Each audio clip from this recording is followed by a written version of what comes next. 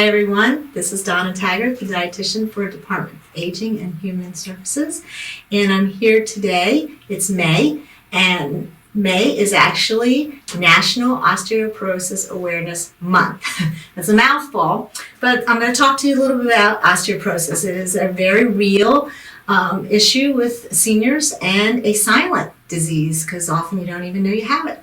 So the National Osteoporosis Foundation says about 54 million Americans have osteoporosis and another 34 million have osteopenia, which is like starting to lose more bone than you replace. So it's a very prevalent disease amongst seniors. Osteoporosis, it means porous bones. This is a little example, this piece of Swiss cheese, but this is what our bones start to look like when we have osteoporosis. As you get more and more porous in your bones and you fall and break, it's very easy to just break your bones, and that's why it's a very serious thing because seniors are at high risk for falls anyway. So anyway, there are risk factors for osteoporosis. One, I say, everything I talk about is aging. Let's face it, as we get older, we're at more risk for a lot of things. And again, one of them is osteoporosis. Gender. Males don't get osteoporosis as much as females, but don't be deceived, you guys.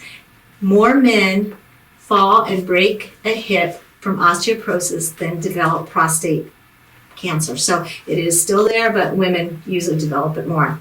Let's see. Race. Asians and Caucasians tend to have osteoporosis more, but again, if you're a person of color, do not think that's a free ticket to not get screened for osteoporosis because it is in amongst everyone. And so those are things we can't quite change, but things like smoking puts you at risk, drinking alcohol puts you at risk, and we'll talk a little bit more about alcohol in a little while. Chronic use of steroids, estrogen blockers, medications for GI disorders can put you at risk. Type 1 and type 2 diabetes, liver disease, gluten, people with gluten issues, again, all at risk. So it's really important if you're at risk, and by the age of 55 or so, you really need to get screened. It's a very painless thing. You just lay it back and forth and you're done. And so it's a way for them to monitor how your bones are progressing and if they're getting porous or not. But anyway, the recommendations for osteoporosis prevention have really not changed in many years. The building blocks are regular weight-bearing exercise. Very simply, walking is a good thing. When you have your weight is pushing down as you're walking and it's putting that stress on the bone that it needs. So there's lots of different weight-bearing exercises. I do recommend you talk to your doctor first because if you haven't exercised for a while, don't just get started in exercise for osteoporosis prevention because you want to make sure your heart is okay and things like that. And the other recommendation has always been getting enough calcium and vitamin D. So calcium, we seniors need calcium, more calcium than we did as a child, 1,200 milligrams. An easy way to figure out how much item has of calcium, they're actually starting to put milligrams on some of the labels, but many of them, like this yogurt, will say calcium, 15% DV. So what does that mean? The easy system is just put a little zero on it, 150 milligrams of calcium. So that's a kind of easy way. For example, a glass of milk might have about 300 milligrams of calcium. So if you need 1,200, that could be easily 4 glasses of milk or 3 plus something else. So you can see where it really has to be a mindful thing to get enough calcium in your diet. And I talk this way about getting it from your diet because supplements are really a last resort. It's always better to get your nutrients from your foods. They work together. There's things in foods that really allow things to be absorbed better, and you just really need to consider that first. But if you're just like, oh, I can't do it, I don't like anything that has calcium in it, there's a lot of foods fortified with calcium now. But if you just like, I'm not getting them out, then a supplement would be the way to go. But never take more than one supplement at a time because your body can only take so much calcium, and if you do too much calcium at a time, it's almost like a jolt to your heart, and some people have had some issues with heart things taking too much calcium. So again, try to get it from your food. Always the best. There's never the side effects from things as over-the-counter stuff. Anyway, vitamin D, 600 to 800 IUs per day. Glass of milk has about 100. step outside, be in the sunshine for about 20 minutes a day without sunscreen, you will have your vitamin D. But if you live up north, if you, don't get outside, your job keeps you from getting outside, then that's harder to get it from that. But some food sources is, of course, fortified dairy, salmon, herring, sardines, canned tuna. A lot of people love canned tuna, so that's a way to get some vitamin D, and egg yolks. Now, the reason they have milk fortified, vitamin D isn't naturally in milk. Calcium is. Vitamin D was fortified, I don't know the date, but back when we started industrialization, people were moving in from the country, moving into the cities. Now, all of a sudden, they weren't getting sunshine. The kids started developing a vitamin D deficiency called rickets. So they thought, well, what do kids kind of across the board eat or drink that we can fortify this vitamin D? And that's where it started with milk. So, so you see that vitamin A and D, that's all fortified in milk products. So I talked about that. Okay. Getting enough protein. A lot of seniors don't get enough protein. We need about 20 to 30 grams of protein per meal, and then about 15 per snack. Some people can do it, but a lot of people, small breakfasts, lunch, and most of your protein at dinner, it's not good. You need to spread it out so your body can utilize it, a little bit at a time, not a big jolt at one time. So example, this Chobani Greek yogurt has 14 grams of protein. So that's a nice little snack.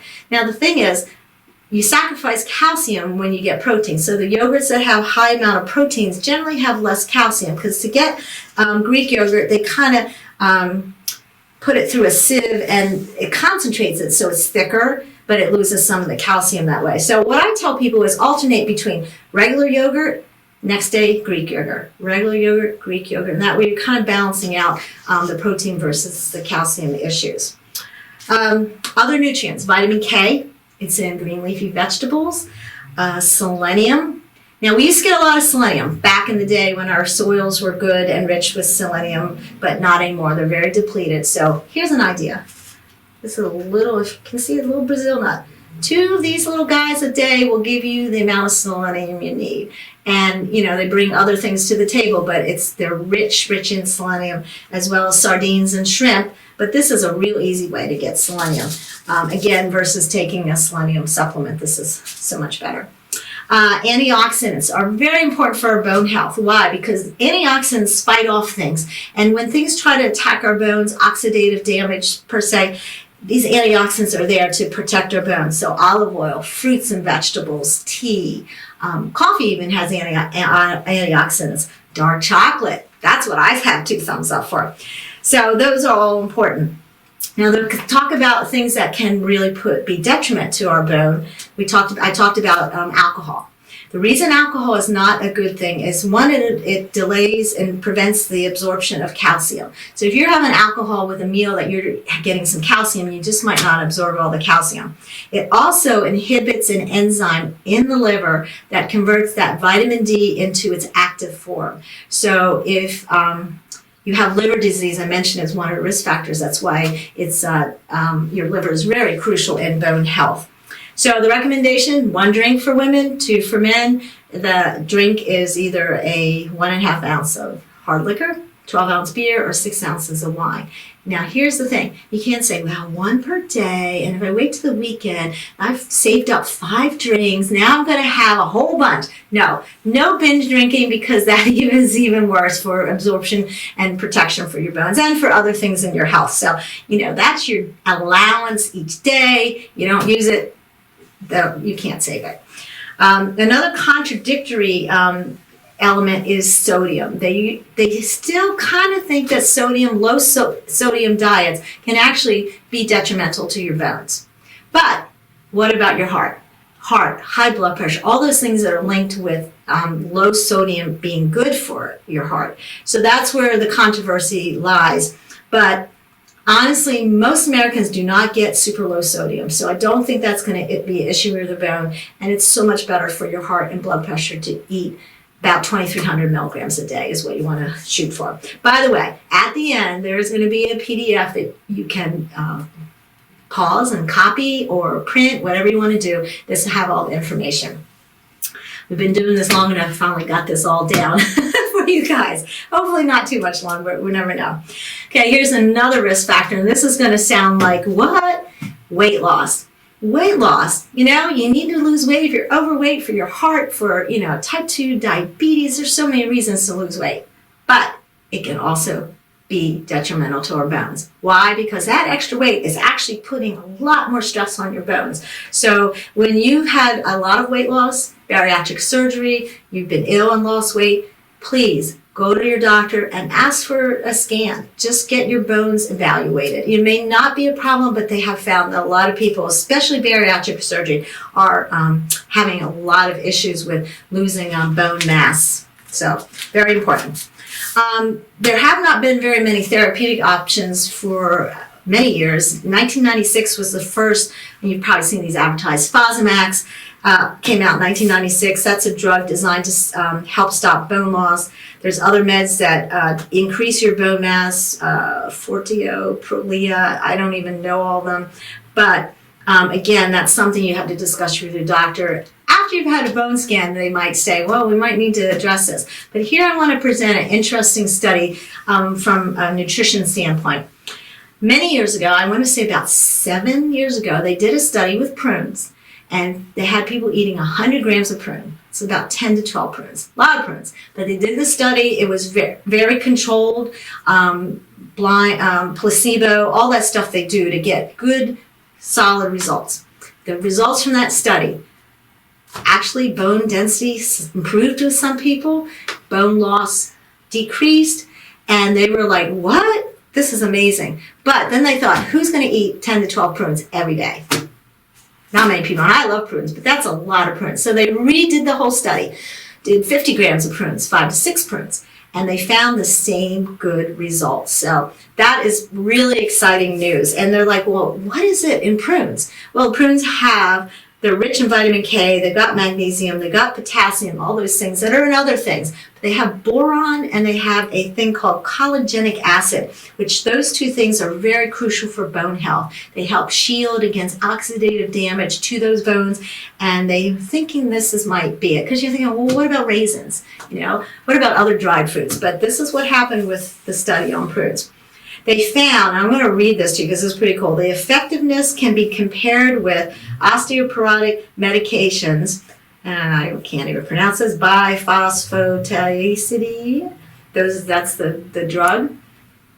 The effectiveness was as good as being on those drugs, so without the side effects of drugs. So that was the most exciting news that came out of that study.